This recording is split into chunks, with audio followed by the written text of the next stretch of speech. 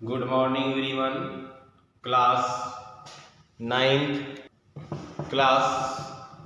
Ninth के विषय हिंदी में आप सभी लोगों का हार्दिक स्वागत एवं अभिनंदन है।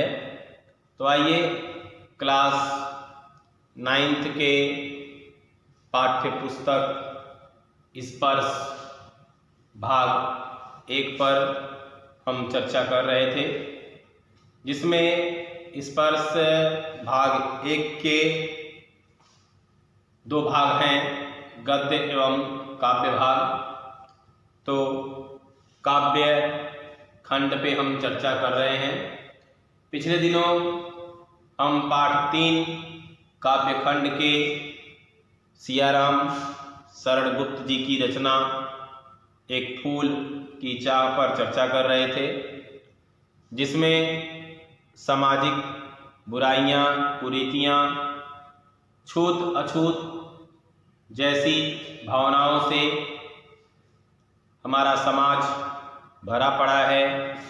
जिसमें ऐसी एक घटना हुई जिसमें अपनी पुत्री को एक गरीब, जिस बच्ची का नाम सुखिया था, उसे प्रकृति के द्वारा महामारी जैसी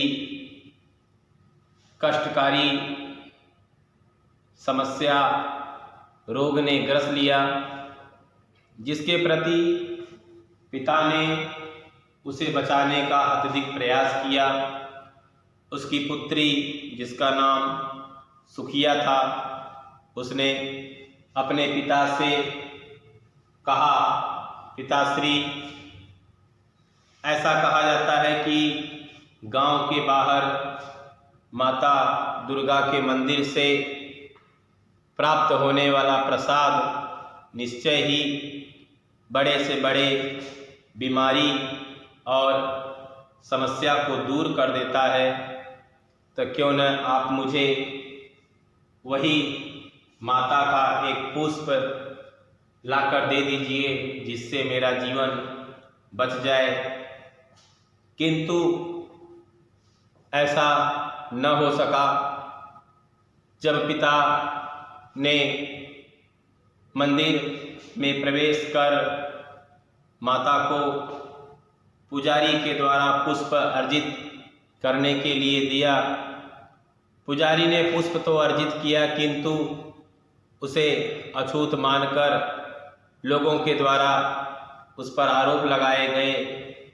यह आरोप जो सदा निंदनीय है, उस पे आरोप लगे कि माता की पवित्रता और उसकी महिमा को उसने कलंकित कर दिया है। वह एक निम्न, छुए न योग्य अर्थात अछूत जाति का व्यक्ति है, जिसे माता का दर्शन करना, उसके मंदिर में प्रवेश करना ऐसा अधिकार नहीं। माता की महिमा भी ऐसे अछूत के स्पर्श से समाप्त हो जाती है।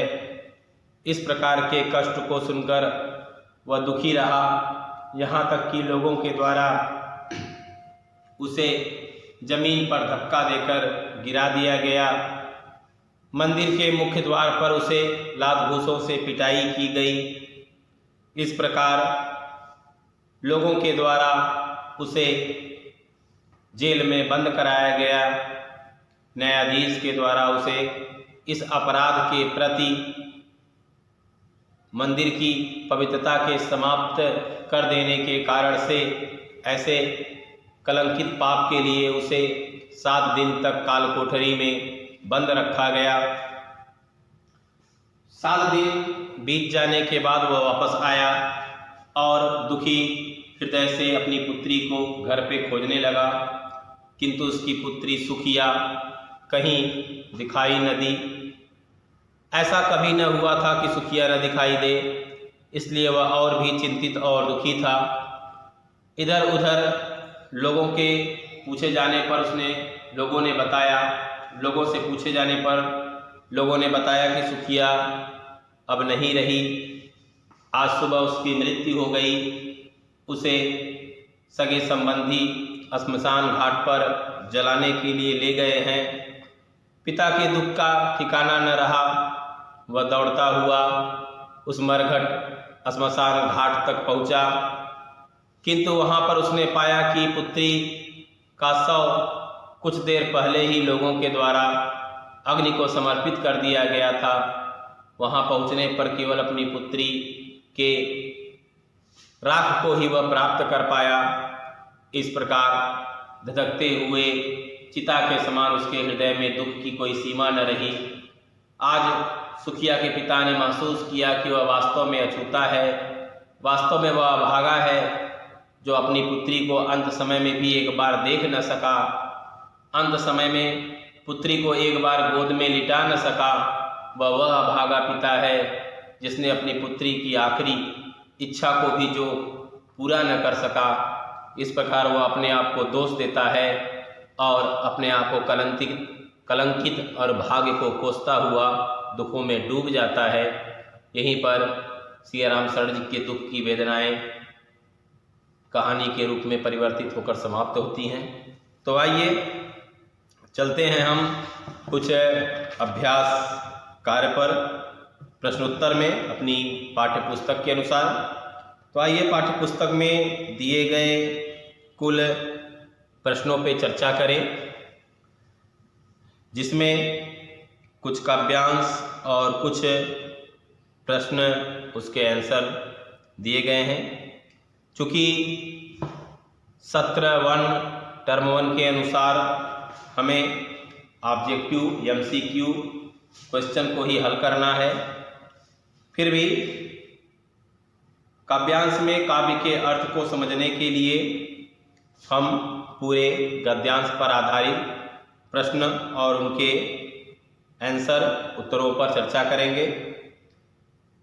प्रश्न और आंसर की चर्चा होने का तात्पर्य यह है कि जब कोई भी MCQ क्वेश्चन बनता है वह पूरे गद्यांश पर आधारित शब्दों पर बनता है। तो आगे हम बढ़ने पर अभ्यास कार्य के इन प्रश्नों के समाप्त होने पर MCQ के बनने वाले इस पाठ पर आधारित प्रश्नों को भी हल करेंगे। तब तक पहले हम पूरे गद्यांश पर आधारित छोटे छोटे प्रश्न और उसके उत्तरों पर चर्चा करते हैं। चैप्टर समाप्त प्रश्नोत्तर के होने के बाद फिर हम MCQ के क्वेश्चन और आंसर को उठाएंगे, उस पर हम विस्तार से चर्चा करेंगे। तो आइए चलते हैं प्रश्न नंबर 1 में। पहला प्रश्न नंबर 1 का क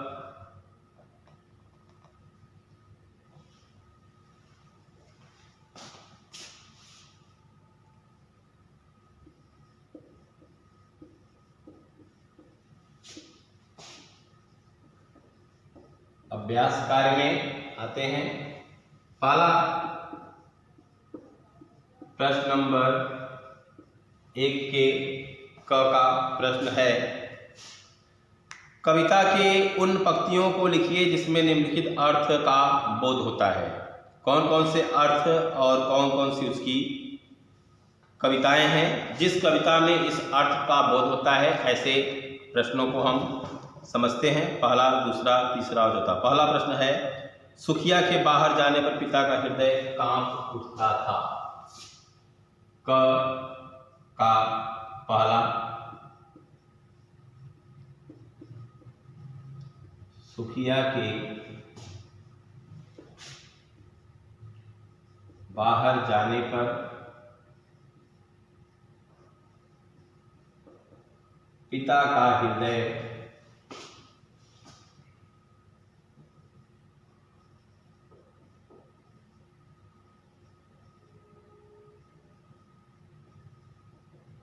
कांप उठता था। दूसरा है, पर्वत की चोटी पर स्थित मंदिर की अनुपम शोभा। पर्वत की चोटी पर स्थित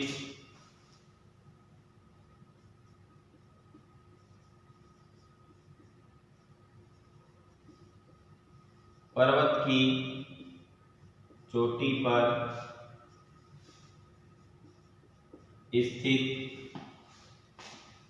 चोटी पर स्थित मंदिर की अनुपम शोभा।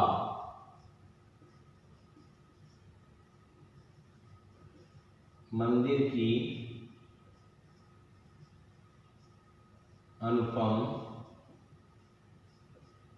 शोभा। आइए तीसरे प्रश्न को देखते हैं। पुजारी से प्रसाद फूल पाने पर सुखिया के पिता की मन स्थिति।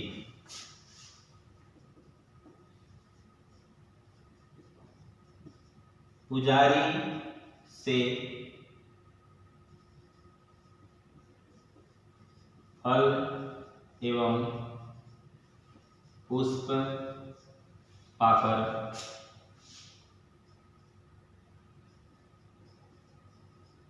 सुखिया के पिता की मनः स्थिति। तो पूछ रहे हैं पहले प्रश्न में कि कविता की उन पंक्तियों को लिखिए जिसमें निम्नलिखित अर्थ का बोध होता है।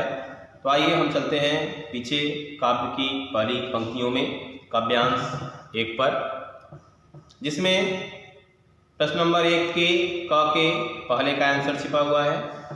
पहला है, सुखिया के बाहर जाने पर पिता का हृदय कांप उठता था। उत्तर फर्स्ट में आते हैं। तो वह कौन सी पंक्ति है जिसमें पिता का हृदय कांप उठता है? काव्यांश 2 में आते हैं। मेरा हृदय कांप उठता था, बाहर गई निहार उसे।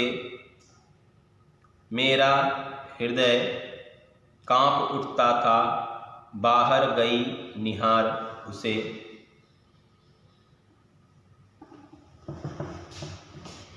पंक्ति है, मेरा हृदय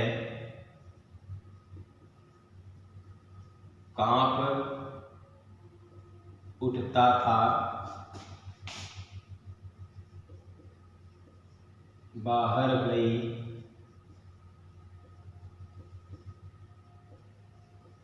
निहार उसे।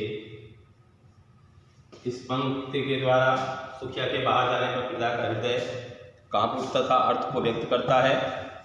दूसरे प्रश्न के आंसर में आते हैं। दूसरा आंसर क्या है, तो आइए देखते हैं। दूसरा प्रश्न था, पर्वत की चोटी पर स्थित मंदिर की अनुपम शोभा। जब मंदिर के बारे में कवि ने चर्चा की, ऐसे ऊंचे शैल शिखर के ऊपर मंदिर था विस्तीर्ण विशाल। काव्यांश 7 पे आइए। स्वर्ण कला सरसिस विकसित थे, पाकर समुदित कविदर जाल। दीप धूप से अमुदित था मंदिर का आंगन सारा, गूंज रही थी भीतर बाहर मुखरित उत्सव की धारा। प्रश्न है, पर्वत की चोटी में स्थित मंदिर की अनुपम शोभा।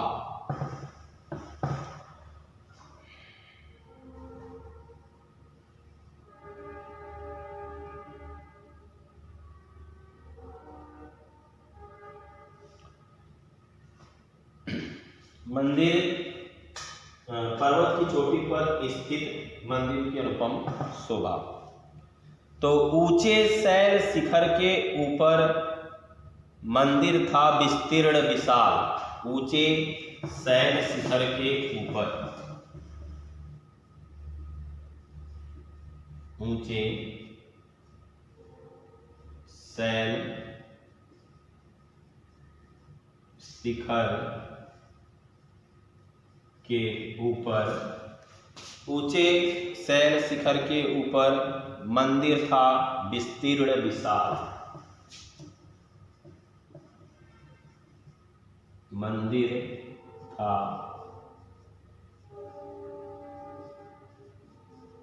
विस्तीर्ण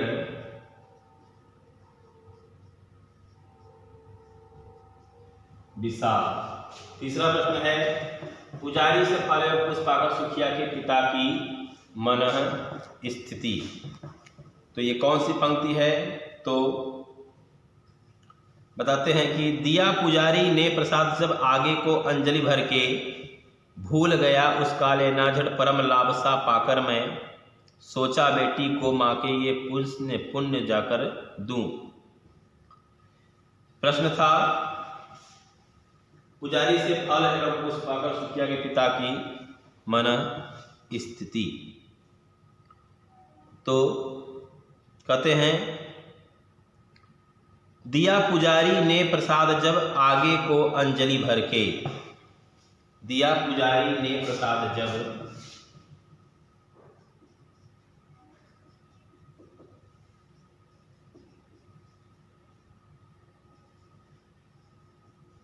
दिया पुजारी ने प्रसाद जब, दिया पुजारी ने प्रसाद जब आगे को अंजलि भर के, जब आगे को अंजलि भर के,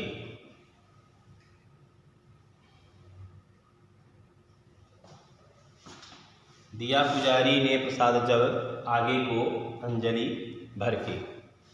इस प्रकार 3 प्रश्नों के उत्तर हमें मिल गए। आइए चलते हैं प्रश्न नंबर 1 के क के चौथे प्रश्न की ओर।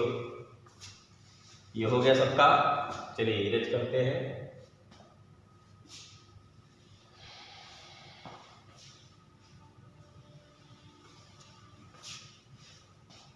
प्रश्न नंबर 1 के क के चौथे प्रश्न और चौथे हम उत्तर को देखेंगे। प्रश्न है, इस पिता की वेदना और उसका पश्चाताप। पिता की वेदना और उसका पश्चाताप। पिता की वेदना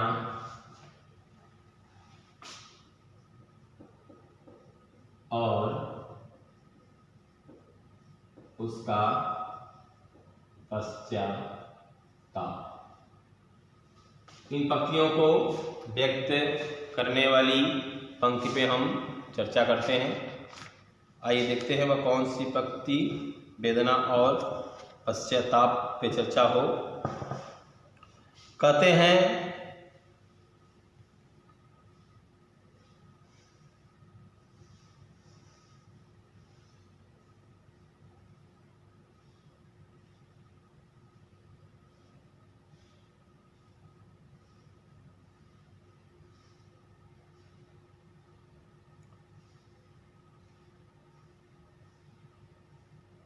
माँ के सम्मुख ही माँ का तुम गौरव करते हो छूटा, मुझे मेरे हाथों से प्रसाद भी बिखर गया सबका सब। हाय हमारी बेटी तुझको तुझसे अभागी बेटी तुझ तक कैसे पहुँच सके। न्यायालय में लगे मुझे 7 दिवस का तुझको हुआ था, उसको देवी का महान अपमान।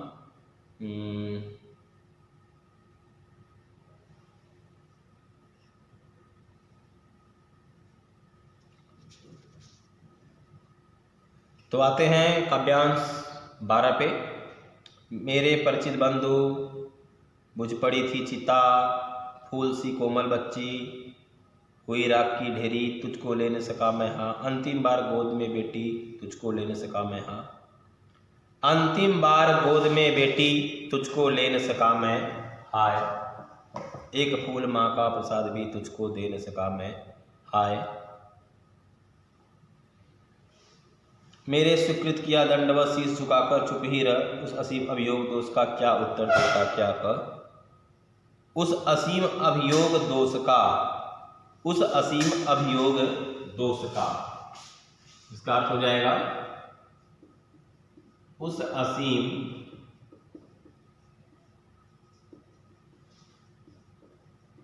अभियोग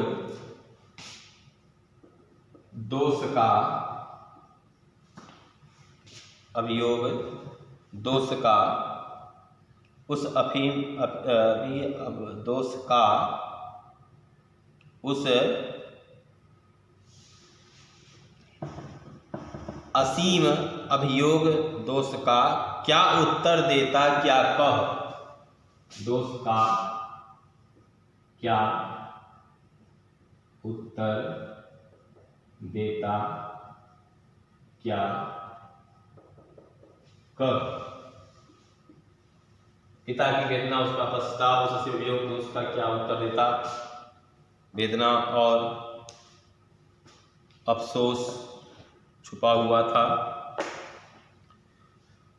आगे फिर चलते हैं प्रश्न नंबर 1 के क के चारों आंसर होने के बाद प्रश्न नंबर 1 के ख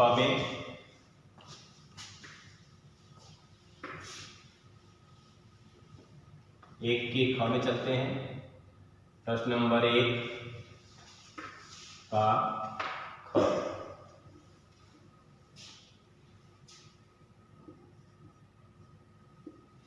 प्रश्न नंबर 1 के ख क्या है? तो बीमार बच्ची ने क्या इच्छा प्रकट की? आप जानते ही हैं, फिर भी देख लेते हैं। बीमार बच्ची ने क्या इच्छा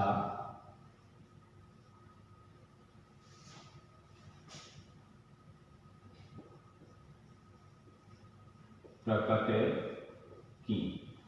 क्वेश्चन नंबर ख में बीमार बच्ची ने क्या इच्छा प्रकट की? तो आइए हम आंसर लिखते हैं। बीमार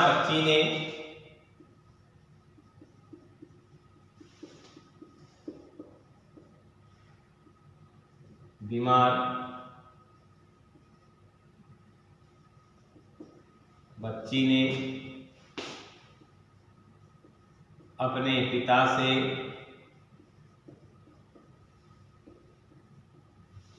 माँ दुर्गा के मंदिर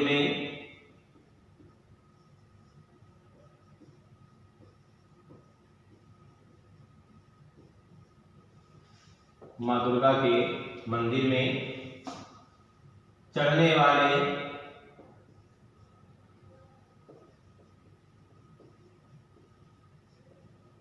पुष्प को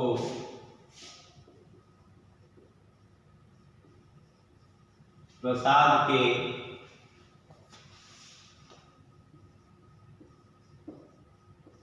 रूप में प्राप्त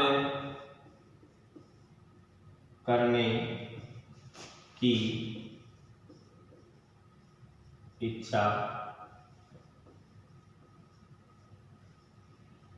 प्रकट की। आइए चलते हैं क्वेश्चन नंबर ग में। प्रश्न है, सुखिया के पिता पर कौन कौन सा आरोप लगाकर उसे दंडित किया गया? तो आइए चलते हैं अगली प्रश्न में। प्रश्न नंबर 1 के घ में सुखिया के पिता पर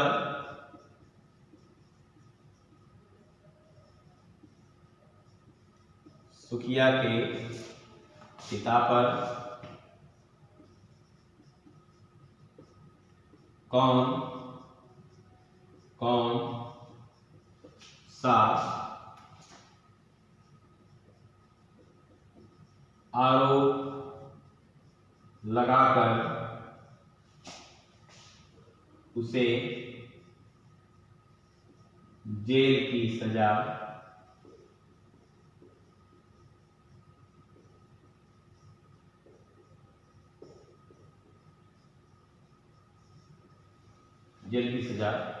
सुनाई गई?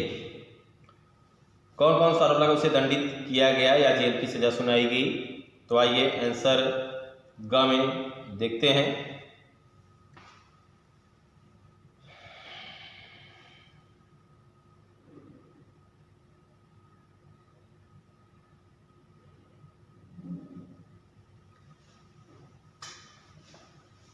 तो उत्तर में आते हैं।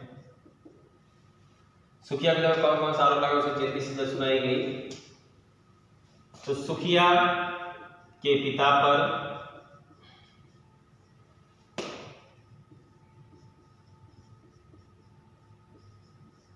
पिता पर आरोप लगाया गया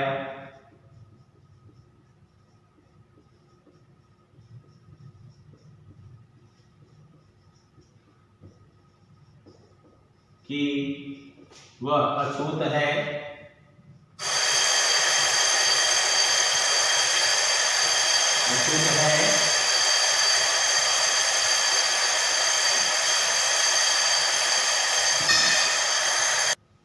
अछूत है और उसने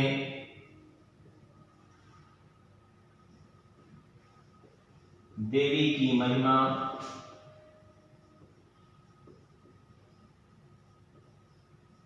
और मंदिर की पवित्रता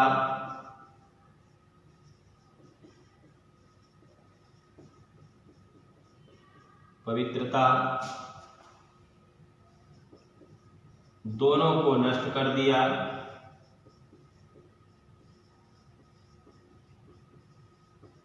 दोनों को कलंकित किया है। अतः इस कर्म के प्रति उसे 7 दिन